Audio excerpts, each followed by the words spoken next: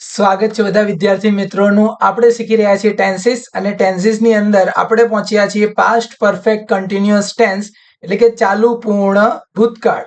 હવે ચાલુ પૂર્ણ ભૂતકાળની વાત કરીએ તો ક્રિયા છે ભૂતકાળની, એટલે કે ભૂતકાળમાં કોઈ સમયે કોઈ ક્રિયા શરૂ થઈ છે, ભૂતકાળમાં એ સમય દરમિયાન એ ક્રિયા ચાલી પણ છે અને ભૂતકાળમાં એ ક્રિયા પૂરી પણ થઈ ગઈ છે. બરાબર, એટલે અમુક સમય સુધી ભૂતકાળમાં અમુક સમય સુધી એ ક્રિયા ચાલી રહી હતી અને પછી એ ક્રિયા પૂરી પણ થઈ ગઈ છે, એવું આપણે અહીંયા આગળ ચાલુ પૂર્ણ ભૂતકાળમાં દર્શાવવાનું છે.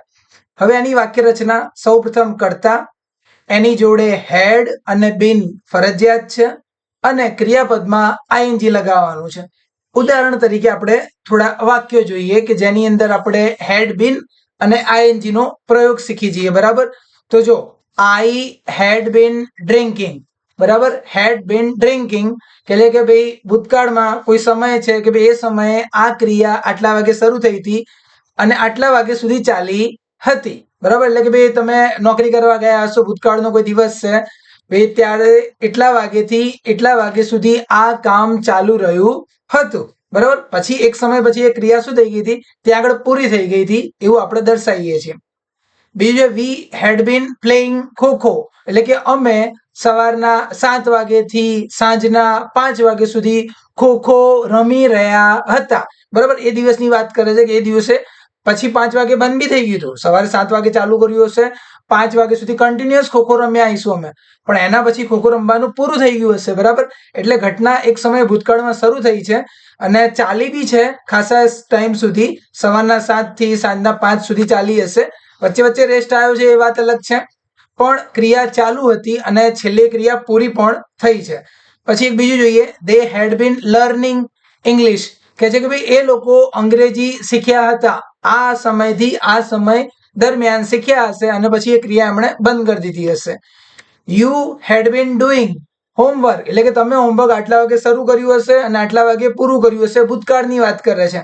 બરાબર, એટલે ભૂતકાળમાં એક અમુક સમય સુધી એ ક્રિયા તમારી શું હતી, ચાલુ હતી એ ક્રિયા, એવું દર્શાવવાનું છે.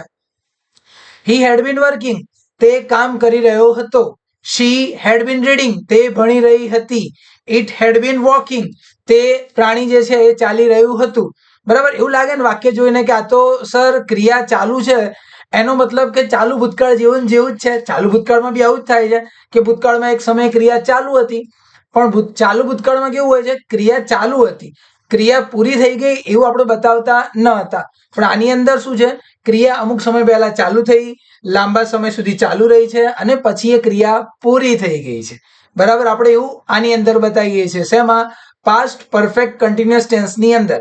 ઉદાહરણ તરીકે, she had been eating cake when mom walked into the room કહે છે કે તેણીની કેક ખાઈ રહી હતી જ્યારે એની મમ્મી એ રૂમમાં આવી ત્યારે. હવે બોલવામાં તો એવું જ લાગે કે ભાઈ આ અહીંયા આગળ તમે વાક્યની અંદર ધારો કે અહીંયા આગળ આ હેડ બીન ઇટિંગ છે, એની જગ્યાએ તમે વોઝ ઇટિંગ લખી નાખો. શું લખી નાખો? વોઝ. અહીંયા આગળ લખી નાખીએ આપણે વોઝ અને ઇટિંગ તો છે જ આપણી જોડે. She was eating cake when mom walked into the room એટલે કે મમ્મી જ્યારે રૂમની અંદર આવ્યા ત્યારે તેણીની કેક ખાઈ રહી હતી. બરાબર, એટલે ક્રિયા ચાલુ બતાવો છો તમે, ક્રિયા પૂરી થઈ એવું બતાવતા નથી. પણ અહીંયા આગળ આનો મતલબ શું નીકળશે? અહીંયા આગળ એનો મતલબ એવો નીકળશે કે મમ્મી આયા એના કહે છે કે 2-3 કલાક પહેલા બેઠા બેઠા ટીવી જોતા જોતા કેક જ ખાતી હશે. બરાબર, કેક જ ખાતી હશે, કેક ખાવાની ક્રિયા 2-3 કલાકથી ચાલી રહી હતી અને એ જેવા આયા છે એમણે જોયું અને આણે એ ક્રિયા શું કરી નાખી, બંધ કરી નાખી. ક્રિયા બંધ થઈ ગઈ છે. એટલે આ વસ્તુ શેમાં આવશે? પાસ્ટ પરફેક્ટ કન્ટિન્યુઅસ ટેન્સની અંદર ક્રિયા ભૂતકાળમાં શરૂ થઈ, અમુક સમય સુધી ક્રિયા ચાલી છે અને પછી એ ક્રિયા પૂરી થઈ ગઈ છે. બરાબર, ચાલુ ભૂતકાળમાં આપણે એવું કંઈ દર્શાવતા નથી કે ક્રિયા પૂરી થઈ ગઈ છે, આપણે ખાલી એમ જ દર્શાવીએ છીએ કે ક્રિયા ચાલુ હતી, બસ. એક બીજું વાક્ય જોઈએ આપણે, Ashwin exhausted as he had been traveling continuously for 3 days. જો અહીંયા આગળ શું બતાવે છે કે આ માણસ જે છે એ થાકી ગયો હતો. એક્ઝોસ્ટેડ એટલે થાકી ગયો હતો. Because he head bin travelling એની ઘટના જે ક્રિયા છે ચાલી રહી છે છેલ્લા 3 દિવસથી. કેટલા દિવસથી? છેલ્લા 3 દિવસથી ટ્રાવેલિંગની ક્રિયા એની ચાલી રહી હતી અને આજે એ ક્રિયા શું થઈ જશે? પૂરી થઈ જશે. ક્રિયા શરૂ 3 દિવસ પહેલા થઈ હતી અને 3 દિવસ સુધી લગાતાર એ ક્રિયા ચાલુ ને ચાલુ જ રહી. બરાબર, એટલે કે ક્રિયા ચાલુ છે, તમે એમ બી બતાવો જ છો અહીંયા આગળ, પણ એ થાકી ગયો છે અને આજે એની ક્રિયા પૂરી થઈ ગઈ છે. બરાબર, એટલે છેલ્લા 3 દિવસથી ક્રિયા ચાલુ હતી અને હવે એ ક્રિયા શું થઈ છે? પૂરી થઈ છે. એવું દર્શાવવા માટે શેનો ઉપયોગ કરવાનો છે આપણે? પાસ્ટ પરફેક્ટ કન્ટિન્યુઅસ ટેન્સ, એટલે કે ભાઈ હેડ બીન અને આઈએનજી. બરાબર, અને ભૂતકાળના 2 વાક્યો તો મૂકીએ જ છે અહીંયા આગળ. ધારો કે તમે હવે ના પાડો છો, તો ના પાડવા માટે સિમ્પલી છે કે વચ્ચે આપણે નોટ જ લખીએ છીએ. બરાબર, બને ત્યાં સુધી આપણે હા પાડવા વાળા વાક્યોનો જ ઉપયોગ કરીએ છીએ, પણ આ તો નેગેટિવ વાક્યો બી શીખવાના હોય છે, તો ખાલી આપણે નોટ શબ્દ વચ્ચે એડ કરવાનો હોય છે. She had not been drinking milk when mom walked into the kitchen, ખાલી નોટ જ લગાવવાનું તમારે. Roshni had not been making dinner before her kids got home. બરાબર, ખાલી નોટ જ આપણે વચ્ચે મૂકવાનું છે, એટલે વાક્ય શું થઈ જશે? નકાર થઈ જશે.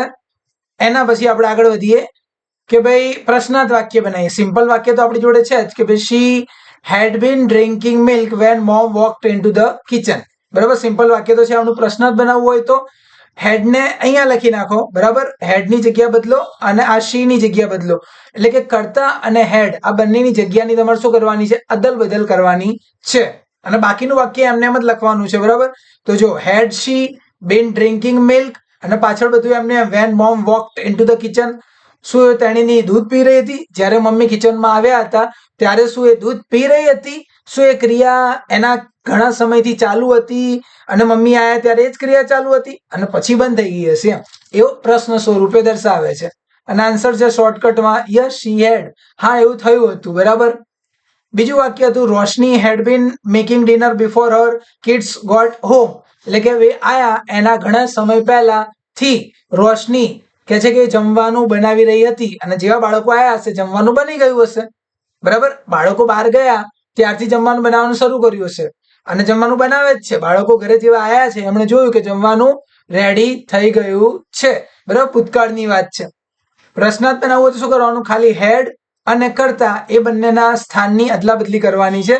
બંનેના સ્થાન શું થશે? જગ્યા અદલા બદલી થઈ જશે બંનેની. એટલે હેડ રોશની બીન મેકિંગ ડિનર અને પાછળનું જોઈ જોઈને લખી નાખવાનું before her kids got home. જ્યારે આવ્યા હતા શું એના પહેલા જમવા બનાવવાની ક્રિયા ચાલુ હતી ને એ જ સમયે પૂરી થઈ હતી? તો ના પાડવી હોય તો નો શી હેડ નોટ. ના, એવું નતું થયું. બરાબર, બીજું કઈ ઘટના બની હશે એવું તમે ત્યાં આગળ કહી શકો છો. તો અહીંયા આગળ આપણે મોસ્ટલી શું શીખી રહ્યા છીએ? અહીંયા આવે છે આપણી સામે 2 ઘટનાઓ. કેટલી ઘટનાઓ આવે છે આપણી સામે? 2 ઘટનાઓ આવે છે. એક હોય છે સાદા ભૂતકાળની અને બીજી આવે છે પાસ્ટ પરફેક્ટ કન્ટિન્યુઅસ ટેન્સ. શું? ભૂતકાળમાં ક્રિયા શરૂ થઈ છે. બરાબર, ભૂતકાળમાં ક્રિયા શરૂ થઈ હતી, અમુક સમય સુધી એ ક્રિયા ચાલી પણ હશે, પણ જેવી કોઈ બીજી ઘટના બને છે ત્યારે એ ઘટના આગળની પહેલી ઘટના શું થઈ જાય છે? પૂરી થઈ જાય છે. બરાબર, એવું આપણે આની અંદર દર્શાવવાનું હોય છે અને એની આપણી સામે આ વાક્ય રચના છે કે આપણે એક વાક્યની અંદર શી હેડ બીન એટલે કે હેડ બીન અને ક્રિયાપદમાં આઈએનજી લગાવવાનું રહેશે અને બીજું એક વાક્ય સાદા ભૂતકાળનું જોડે જોડે રહેશે. બરાબર, આવી રીતે જ આપણે શીખતા રહીશું, ભણતા રહીશું, આગળ વધતા રહીશું.